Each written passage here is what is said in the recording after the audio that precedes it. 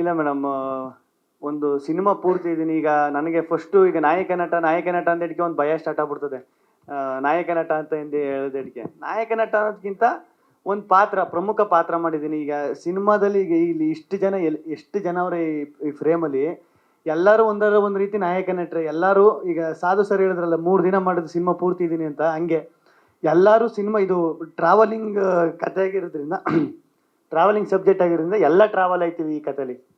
ಅದರಲ್ಲಿ ವಿಜಯನಂದ್ ಸರ್ ಕರೆದುಬಿಟ್ಟು ಈ ಥರ ಒಂದು ಪಾತ್ರ ಅಂತ ಹೇಳಿ ಆ ಪಾತ್ರನ ನನ್ನ ಕೈಯಲ್ಲಿ ಮಾಡಿಸೋದು ನನಗೆ ಸಖತ್ತು ಖುಷಿ ಆಯಿತು. ಆಮೇಲೆ ಅವ್ರದ್ದು ಸಖತ್ ಖುಷಿ ಆಯಿತು. ಆಮೇಲೆ ವಿಜಯಾನಂದ್ ಸರ್ದು ಒಂದು ಸ್ಪೆಷಾಲಿಟಿ ಏನಂದರೆ ಡೈಲಾಗ್ಸು ಅದು ಸ್ಪಾಟಲ್ಲೇ ಹಿಂಗೆ ಬೇಡ ಹಿಂಗೆ ಅಂತ ಹಂಗೆ ಚೇಂಜ್ ಮಾಡಿ ಅದು ಪಂಚ್ ಆಗೋ ಥರ, ಸುಮ್ಮನೆ ಡೈಲಾಗ್ ಬರಲ್ಲ, ಪಂಚ್ ಆಗೋ ಥರ ಡೈಲಾಗು ಅದನ್ನ ಸ್ಪಾಟಲ್ಲೇ ಹೇಳಿ ಇಂಪ್ರೂವೈಸೇಷನ್ ಮಾಡೋದು ತುಂಬ ಕಷ್ಟ. ಅದನ್ನು ವಿಜಯಾನಂದ್ ಸರ್ ಮಾಡ್ತಾರೆ, ಸಖತ್ ಖುಷಿ ಆಯಿತು.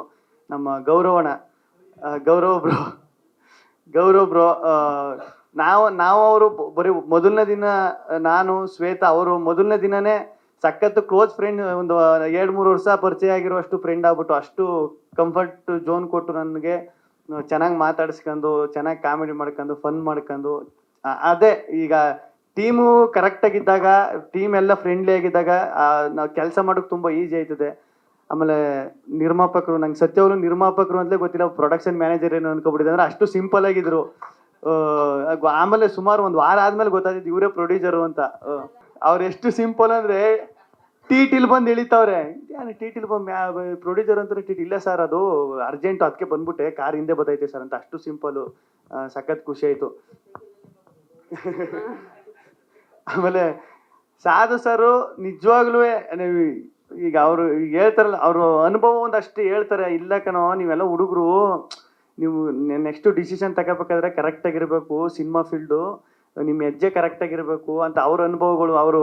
ಆಮೇಲೆ ಅವ್ರದ್ದೊಂದು ಸಖತ್ ಇಷ್ಟ ಆಗೋದು, ಅವರು ಹೋಗಿರೋ ದೇಶ, ಸುತ್ತಿರೋ ದೇಶ, ಇಲ್ಲಿ ಈ ದೇಶಕ್ಕೆ ಹೋಗ್ರಿ, ಇಲ್ಲಿ ಇದು ಸ್ಪೆಷಲ್ಲು, ಈ ಜಾಗಕ್ಕೆ ಹೋಗ್ರಿ, ಸುತ್ತಬೇಕು ದೇಶನ, ಏನಾಯ್ತು ಜೀವನದಲ್ಲಿ ಸುತ್ತಬೇಕು, ತಿರುಗಾಡಬೇಕು, ಅದೆಲ್ವ ಲೈಫು ಅಂತೆಲ್ಲ ಅವರು ಹೇಳೋದು. ಫ್ರೀ ಆಗಿದ್ದಾಗೆಲ್ಲನೂ ಒಂದಷ್ಟು ಇನ್ಪುಟ್ಸ್ ಕೊಡೋರು, ಹಿಂಗಿರ್ಬೇಕು ಹಿಂಗೆ ಮಾಡಬೇಕು ಅಂತ. ಅದೆಲ್ಲ ಸಖತ್ ಹೆಲ್ಪ್ ಆಯಿತು ನನಗೂ. ಆಗಲಿ ಸಖತ್ ಒಂದು ಒಳ್ಳೆ ಸಿನಿಮಾದಲ್ಲಿ ಕೆಲಸ ಮಾಡಿದ್ದೀನಿ, ಒಂದು ಒಳ್ಳೆ ಟೀಮ್ ಜೊತೆ ಕೆಲಸ ಮಾಡೋನಿ ಅಂತ ನನಗೂ ಸಖತ್ ಖುಷಿ ಐತೆ.